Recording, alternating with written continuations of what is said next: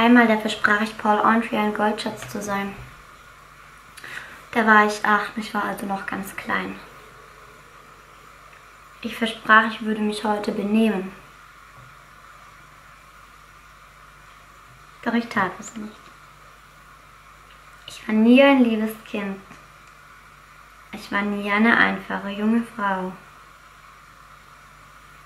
Ich wünschte, ich wäre nie geboren.